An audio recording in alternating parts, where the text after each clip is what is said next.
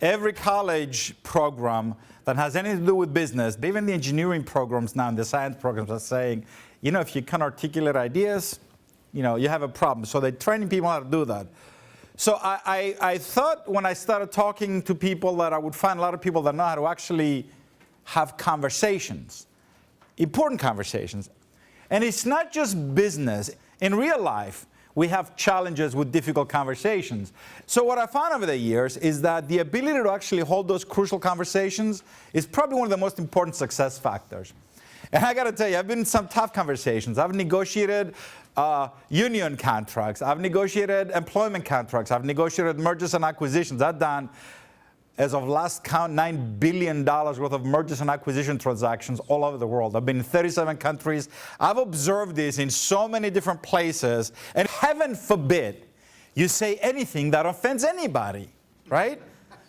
Heaven forbid. But the problem is that in business, and especially in those crucial conversations where things need to get done, things need to get negotiated, people got to get stuff done, you have to be able to articulate those things. The conversations I care about is the important ones. And you have to classify the important ones by thinking about a few questions. What's at stake? How many opinions? And then, how do we feel about it? Because, if we're going to argue whether or not we're going to get pepperoni pizza or, sausage pizza, yeah, not much at stake. Now, if we're talking about buying a company, there's a lot at stake. But if we all agree and the seller is willing to sell, well, not a lot of opinions. It kind of just normal conversation. But if we're looking to launch a new product that's going to mean the future of the company, or it's going to be the start of our company, we have a lot of opinions about what the product features are going to be. And then, we all kind of feel that it's my idea is better than your idea, or I like what I'm doing better than you're doing, or she knows more than you do. Now we have a crucial conversation. And those are the conversations that are really important. In these kind of conversations, you're going to have some pushback. You're going to have resistance. You have to sell something. The universal model, the theory behind this universal model is pretty simple.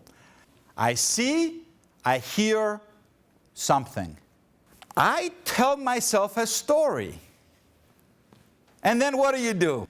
You immediately assume that whatever, and you got mad and you responded in kind. You choose one of three actions. You choose violence, indifference, or silence. Now, what do I mean by that? What I mean by that is silence is you stop talking. But it could be the frozen smile.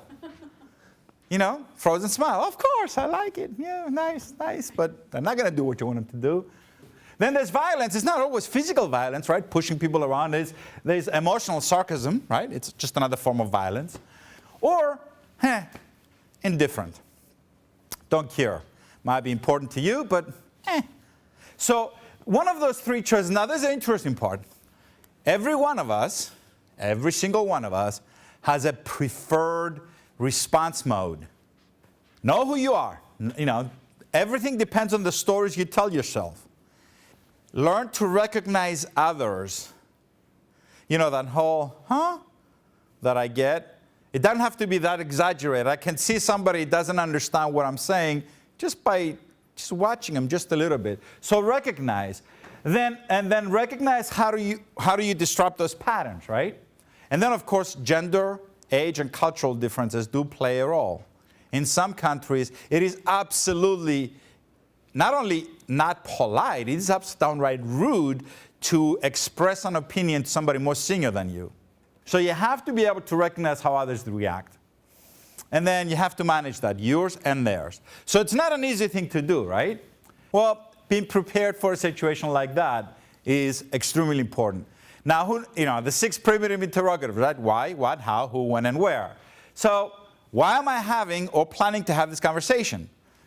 What am I going to get out of this conversation? What do I want to happen? How do I want this conversation to go? Who am I having this conversation? Who should be part of the conversation? And more importantly, who shouldn't be part of the conversation? But if they're important, critical, life-altering, company-altering, business-altering conversations, have it with the right person. When? If you want to bring a challenging subject to Chuck Papageorgiou, don't you dare show up until I had my second cup of coffee. And then the last one is where. You know, if I want to have a difficult conversation, I'm not going to go have it at a bar. I'm not going to go have it in an open forum. It's going to be in private. Now, if I want to have a conversation to kick out ideas and brainstorm, I'll put it in a room full of whiteboards, right? And I'll challenge somebody. So think about where's the conversation going to take place. This is a very simple framework. And if you follow this framework, I guarantee you, you will see an immediate difference in how your communications, your conversations take place. It's called a state framework. State means share your facts. Tell your story. Ask for their path. What's going on here? And eventually they'll tell you something. And then you can say what you want to propose. Hey, maybe if we have different ideas around this particular feature set, or maybe, hey, just wait a minute, let me pick up the phone and call the place. We'll have a different approach to actually figuring out what's going on. And then the last part, encourage testing. So this state framework works really, really well in most conversations and most difficult situations. There's some simple tools that if you apply are going to be extremely helpful for those conversations. Rehearse, rehearse, rehearse. If you're about to present to a group of investors about what you want in order to get your company to the next level, and you haven't anticipated questions, you haven't rehearsed it, you haven't figured out how you're going to respond, you're missing an opportunity. So rehearsal is a tool that, I can't overemphasize.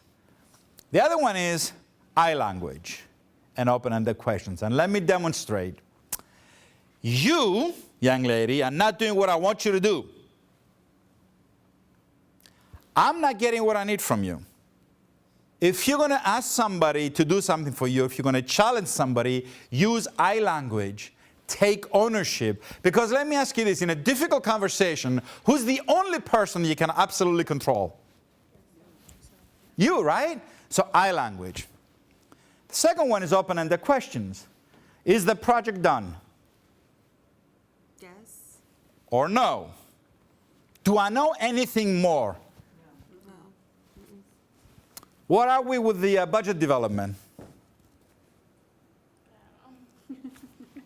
I don't know, or something, but it's not a yes or no, right?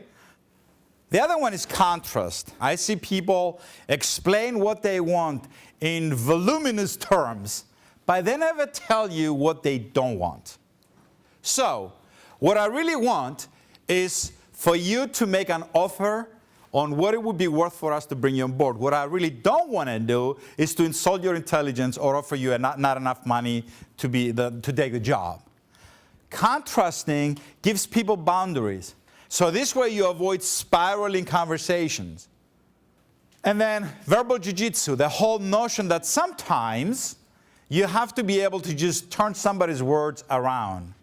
My favorite one is somebody was complaining about the IT department. Those people, they're all incompetent. The entire IT team sucks. I don't know. At the time, I was the chief operating officer. So I stopped the meeting. I said, you know what? I think I have a solution to that. I think we just fire them, all of them. I turned to the VP of HR. I'm like, do me a favor. Just give me I want them all fired today. Of course, the person that went on and on and on is like, whoa, wait a minute. I said, well, I thought you said they're all incompetent. I thought you said, well, I didn't quite mean it that way. And then we actually had a meaningful conversation, right? So, why be disciplined about conversations? Because there's a tangible cost of entry. Learning to speak, articulate, communicate is necessary, but not sufficient. Just being able to communicate your ideas will get you through that door. But in order to execute, and at the end of the day, it's all about execution, right? Because great ideas that don't get executed just die on the vine somewhere, or they become curiosities in a library. It's all about execution. The moment you'll execute something, you need to be able to deal with these difficult conversations, these tough, the negotiations, the places where people are going to get mad at you, the places where you're uncomfortable. It is an actual cost of entry to do business. Plus, it gets a lot of drama out of your life. And I don't know about you guys, but it's like, I'm getting old enough now, I don't want to deal with drama. If you can only remember a couple of things. Don't take those conversations, those important conversations, lightly. These fundamentals that I talked about, the state framework, the 6 questions, the I language, contrasting, they've been around for a long time. And it's always interesting to go to a meeting, especially when I'm negotiating deals, with somebody who kind of has the same style, because we negotiate extremely complicated things in probably a third of the time that it takes people that are not. It's extremely important those tools work. Pick a number, whatever works for you, right? And just practice it. Work it, learn how to do it practice it on people, and then get good at it, and then go to the next one. And then your ability to influence and the label that people will put on you will determine where you go next. People will know you as a smooth operator. To me, that's the biggest compliment my clients pay when they call me, yeah, Chuck, he's a smooth operator. To me, that's the biggest compliment they can pay me, because you know what? That just says that I can operate, and I can do it in a way that necessarily removes unnecessary friction. It's amazing how many times you go to business plan pitches, and you can tell the person wasn't prepared. They didn't rehearse.